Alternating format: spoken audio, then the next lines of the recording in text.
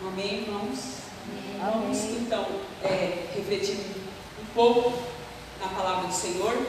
Eu vou estar ministrando no tema anual, não só da União Feminina do Brasil, mas como é o tema anual da Igreja Batista. É esse tema, que está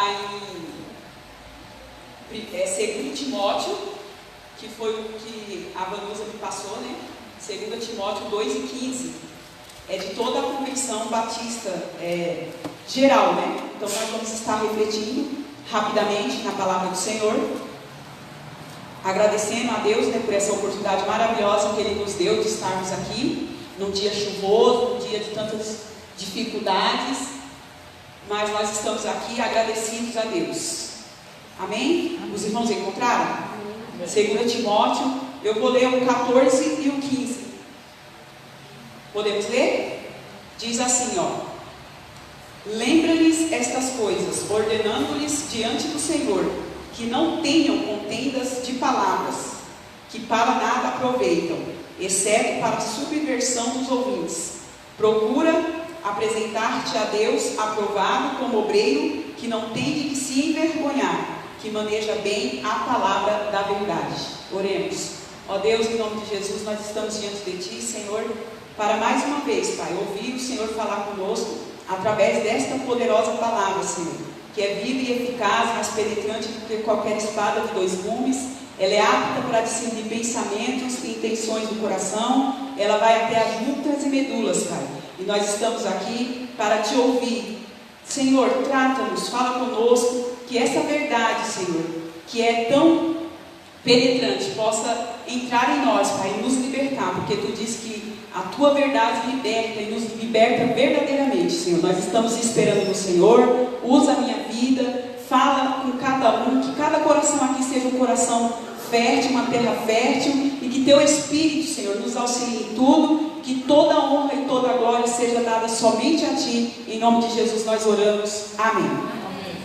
Irmãos, esse texto é bem conhecido da igreja, e as 2 cartas de Timóteo foram escritas pelo apóstolo Paulo, e elas foram escritas para impedir o declínio da igreja de Éfeso, aonde Timóteo, esse jovem que Paulo escreve a ele, Paulo aqui, ele está encarcerado pela 2ª vez. Na primeira vez ele foi encarcerado por uma perseguição religiosa dos seus próprios irmãos judeus, que o perseguiram e colocaram ele em prisão domiciliar. Ele tinha como receber visitas, era uma coisa tranquila. Mas nesta daqui, aonde ele escreve a 2ª carta a Timóteo, ele está numa cadeia terrível, ele está preso como malfeitor, ele está preso como criminoso, e ele está num estado bem complicado, e ele sabe que daqui ele não sai mais, que aqui, a partir daqui, ele vai ser martirizado, ele vai ser entregue por pregar o Evangelho, por pregar esta verdade. Então, essa 2ª carta é a última escrita do apóstolo Paulo, já sabendo que ele ia ser morto, que ele ia ser martirizado. Então ele escreve dando as suas últimas orientações, seus últimos conselhos, porque ele sabia que na igreja de Éfeso estava acontecendo de ter heresias, e na 2ª carta principalmente estava de maneira já mais escrachada, homens fraudulentos, heréticos, que estavam trazendo doutrinas erradas, coisas erradas, e a igreja estava caindo em um declínio, e ele sabia da importância de ministrar a verdade. Ele fala para Timóteo, procura apresentar-te a Deus como um obreiro aprovado. E ele também perdeu muitos amigos ali, porque muitos tinham vergonha, porque eles tinham medo de se associar a Paulo e ser considerado também um criminoso, porque naquela época houve aquele incêndio de Roma e colocaram a culpa em todos os cristãos. Foram muitos cristãos mortos, faltavam postos de crentes que eram empilhados, eles tocavam fogo, e Paulo era o líder. Então Paulo era ali a referência. Vamos judiar, vamos deixar ele preso, vamos fazer toda aquela pressão para que acabe, extermine esse negócio de cristianismo. E Paulo era a referência ali, né? Que ele era o líder. Então, muitos dos amigos de Paulo se afastaram dele, porque eles tinham medo, né? E ele diz que somente Lucas, ele até fala, somente Lucas esteve comigo. E ele escreve essa carta a Timóteo nessa situação, nessas condições.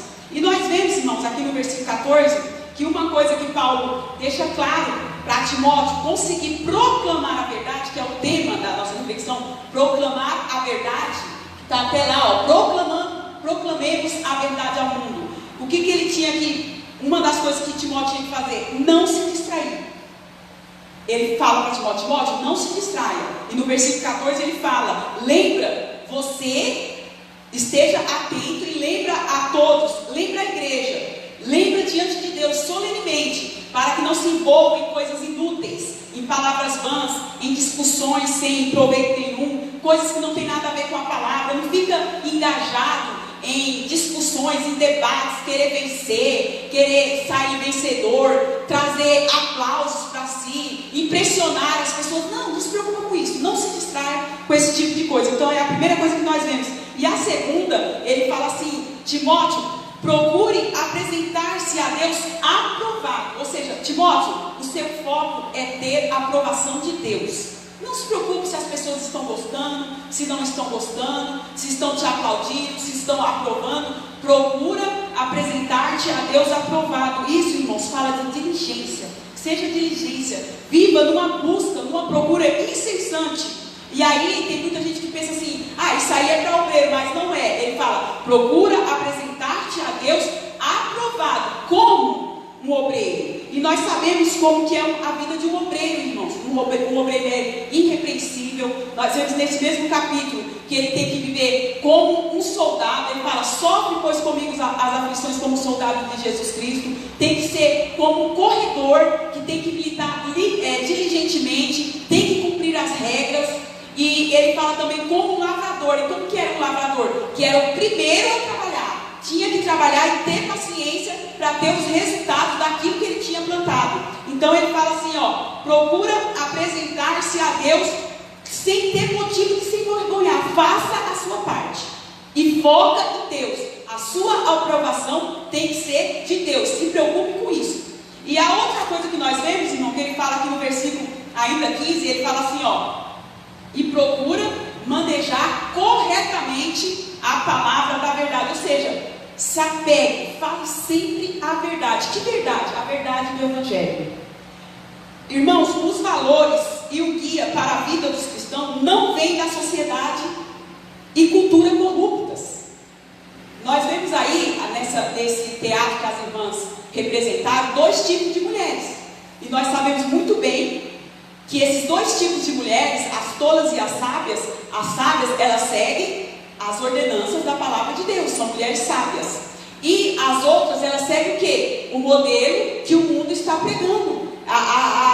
O modelo em que é disseminado na televisão, na internet, nos livros, em tudo quanto é lugar. Mas nossos valores estão nas Sagradas Escrituras, que dão a sabedoria necessária para experimentar a salvação e para transmitir, proclamar a verdade do Evangelho de maneira reta. Quando ele fala assim, procura apresentar-se a Deus aprovado como obreiro que não tem que se envergonhar e que maneja bem a palavra da verdade assim, de maneira reta, sem mistura, porque era isso que estava acontecendo na igreja de Éfeso. Estava vindo de maneira sutil, distorcendo a palavra do Senhor, sem titubear, sem ter medo, sem negociar nossos valores. Ainda que todo mundo fale, é isso que tem que ser, a mulher tem que ser assim. Não, nós temos que ir para a palavra, ver, confrontar e ver. Não, a Bíblia diz assim, seguir aquilo que a Bíblia manda. Por quê? Porque a Escritura, irmãos, as Escrituras, ela é toda inspirada. O próprio Paulo fala assim, toda a Escritura é divinamente inspirada, é o sopro de Deus que falando conosco. Então nós temos que tomar muito cuidado. E Paulo sabia que na igreja ia ter muita heresia, então ele falava, Timóteo, passa isso para o povo e você também, toma cuidado, viva pela palavra, se apegue à palavra. E nós vemos, irmãos, esse cuidado de Paulo, porque lá no início, lá no capítulo 2 de Gênesis, irmãos, nós vemos que Deus dá uma ordem, Gênesis 2, 16 e 17, Deus diz assim, em Gênesis 2, 16 e 17, Deus diz assim a Adão: de toda árvore do jardim, presta atenção, irmãos, como nós não podemos negociar os nossos valores, não podemos abrir mão da palavra de Deus, da verdade, em detalhes, é uma coisa muito sutil. Olha só, Deus lá, ele diz assim: vocês podem comer de toda árvore do jardim, toda, só não pode comer da árvore do conhecimento, apenas uma. Se vocês comerem da árvore do conhecimento, a árvore do bem e do mal, vocês certamente morrerão. Vocês entenderam? Entenderam? É uma ordem com 3 implicações: coma todas as árvores, de todas, apenas uma não, e se vocês comer dessa uma, que é a árvore do conhecimento do mal, vocês certamente morrerão. Aí no capítulo 3, que é o capítulo da tragédia humana, no capítulo 3, a serpente chega, no versículo 1, a serpente chega e questiona. No versículo 1 ele fala assim: foi assim que Deus disse? Ele chega na Eva e fala assim: foi assim que Deus disse? Vocês não podem comer de toda a árvore do jardim? Ele inverteu, toda a árvore do jardim. Deus falou, come de todas, menos de uma. Ele chega assim e fala assim, vocês podem. Ele troca. Deus falou para vocês não comer de toda a árvore do jardim. Aí a mulher já lança outra conversa. A mulher fala assim: não, ele fala que não é de toda, é só para a gente não comer a árvore que está no meio do jardim. Ele diz para nós não comer nem tocar. Vocês estão entendendo, irmãos? A Eva adicionou nem tocar. Deus não falou isso. Deus fala não, Deus fala que é de todas, apenas uma não. Olha, é uma coisa leve. O diabo vem, coloca como um peso, toda, como se o mandamento do Senhor fosse uma coisa muito difícil, é um desamor, é como se Deus fosse masoquista. Aí a Eva fala, não, pode comer de toda, mas a do meio, aquela que está no meio, ela acrescenta, ela adiciona. A que está no meio, a gente não pode comer e nem tocar. Então, irmãos, qual era a intenção do diabo? Nesse diálogo, irmãos, desses 3 personagens, a gente vê a verdade sendo distorcida de maneira sutil. Porque a palavra de Deus, irmãos, ela é suficiente. Ela não precisa ser negada, ela não precisa ser trocada, ela não precisa ser adicionada. E nós vemos que o Satanás, ele é astuto, e ele usa isso para dar um peso, assim como se o mandamento do Senhor, a vontade de Deus para a nossa vida é uma coisa assim que ninguém consegue. Não é isso, irmãos, que nós mulheres, nós vivemos no dia a dia. Nós vimos muito bem representado por aquelas mulheres tolas, né, que as irmãs colocaram. Como assim? Eu não sei o que, é muito difícil, olha, a casa está toda assim. E é isso. O inimigo, ele vive constantemente nos tentando para dizer que o que Deus deixou para nós é muito difícil, é muito complicado. E em João, irmãos, 1 João capítulo 5 e 3 diz assim, porque este é o amor de Deus, que guardemos os seus mandamentos, porque os seus mandamentos não são penosos. Deus é amor. E foi isso, a sementinha que Satanás plantou na mente de Eva. A dúvida, como assim Deus falou que é de todas? Ela, não, é só que está no meio, mas a gente não pode nem tocar, dificultando, complicando, colocando Deus como um ser horrível, um ser mau. Mas ele pegou ali a Eva de maneira sutil. Então, irmãs, esse era o cuidado de Paulo para com Timóteo. Cuidado, preze pela verdade, se apegue pela verdade, não duvide. E o inimigo fez aquilo que ele é, um mentiroso. Ele mentiu, ele falou, aí depois ele encerra o diálogo com: não é verdade. Deus sabe que no dia que vocês comerem, vocês conhecerão o bem e o mal, vocês não morrerão, pelo contrário, os olhos de vocês se abrirão. Vocês viram qual foi a cilada? Qual foi a jogada de Satanás? Foi enganar. E lá em Timóteo mesmo, Paulo fala que a mulher mulher foi enganada pela serpente. Por quê? Deixou a verdade. Então, irmãs, nessa noite, irmãos, vamos amar a verdade. Olha aqui o que o salmista diz. A verdade, Salmos 119, 160. A verdade é a essência da tua palavra, e todas as tuas justas ordenanças são eternas. Justas ordenanças. Era justo o que Deus estava fazendo, mas o Satanás colocou que era uma coisa terrível, que o ser humano não conseguia, que Deus estava sendo cruel, e que na verdade ninguém ia morrer, ia ser só independente, era tudo que a mulher quer. E não é isso que nós muitas vezes falamos? Eu quero ser independente, eu quero independência. Irmãos, nós temos que ser dependente do Senhor. Era isso que Satanás queria. A proposta de Satanás era essa: eu vou enganar, ela quer ser independente, eu vou jogar a isca, ela vai pegar. E foi o que ela fez, porque ela não quis ficar com a verdade absoluta da palavra de Deus, que Deus falou: pode comer de todas, menos uma. Amém? Então, irmãs, eu quero concluir aqui lendo mais o Salmo. Salmos 25, 5 diz assim, ó: guia-me com a tua verdade, ensina-me, pois tu és Deus, meu Salvador, e a minha esperança está em ti o tempo todo. A nossa esperança, irmãs, nesse Dia Internacional das Mulheres, de tantas lutas, mas não se iluda com esse movimento forjado pelo socialismo. Não se iluda, porque a verdadeira libertação está aqui. Na verdade da palavra de Deus, ele diz assim, ó: e a minha esperança está em ti o tempo todo. O tempo todo Deus é bom, o tempo todo Deus é amor. Satanás quis dizer para a mulher que Deus não amava, que se Deus amasse não ia dar uma ordem tão difícil como essa. Não caia, irmã, nesse laço. Deus te chamou para uma missão: a missão de ser dona do lar, a missão de ser mulher, a missão de ser mãe, a missão de ser serva na igreja. A missão que Deus confiou a ti não é pesado se você colocar toda a sua esperança no Senhor e depender única e exclusivamente do Senhor. E para encerrar, irmãs, vamos clamar a Deus para nós aplicar pelo Espírito Santo de Deus a verdade, que nós possamos amar a verdade. Quem é a verdade? Jesus diz: eu sou o caminho, a verdade e a vida. Se apegue à verdade, não negocie a verdade da palavra de Deus.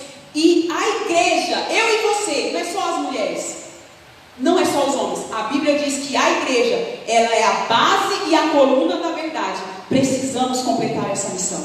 Então, para nós falarmos a verdade, proclamar a verdade ao mundo que tanto carece dessa verdade, que está perdido, desiludido, nós precisamos amar essa verdade, que é o próprio Jesus, é Deus, e não negociar os nossos valores. E quando Satanás vir, irmãos, com essa conversinha, igual ele veio lá no Éden e enganou a nossa irmã Eva, nós podemos falar assim: não, eu vou ficar com a verdade, ainda que seja sutil. Não é só isso, ela só adicionou assim, ela só colocou um adendo a mais. Ela falou: nem tocar. E Deus não falou isso. Deus não te botou nem tocar. Ela podia tocar, ela podia ficar lá livre, comendo de tudo. Mas o menino veio e falou toda. Ela falou: não. Então, irmãos, cuidado, vigiem, amem a verdade, para que possamos, a igreja, que é coluna e baluarte da verdade, anunciar o reino do Senhor aonde nós formos. Amém? Amém. Vamos curvar as nossas cabeças e orar, agradecendo a Deus por essa oportunidade maravilhosa, e que possamos guardar essa palavra no nosso coração, irmãos. Guardar, como o salmista Davi dizia: escondi a tua palavra no meu coração para eu não pecar contra ti. Amar essa verdade, não deixar ouvir sutilmente, ainda que seja uma coisinha, não negocie, porque é por meio disso que você vai se tornar cada dia mais independente, mais esperançoso, mais diferenciado desse mundo caótico que nós estamos vivendo. Amém? Fecha os seus olhos, curva sua cabeça, oremos. Ó Deus, em nome de Jesus, nós te louvamos, Pai, por essa oportunidade, por esta palavra poderosa, Pai, que tu vem nos alertando, que tu usou o apóstolo Paulo para alertar e orientar Timóteo, que era o líder daquela igreja, que estava passando por uma dificuldade, estava tendo heresias, estava tendo contendas, dissensões desnecessárias, que estava desviando o foco da tua igreja. E ele fala: cuidado, lembra isso ao povo, vigie, amem a verdade, procura andar com sinceridade, diligentemente, buscando sempre fazer aquilo que agrada. Senhor, tira dos nossos olhos, Pai, tantas distrações, Pai, que o mundo tem oferecido tantos atrativos, meu Deus. Tenha misericórdia da tua igreja, Pai. É tanto filme, é tanto aplicativos, é tanto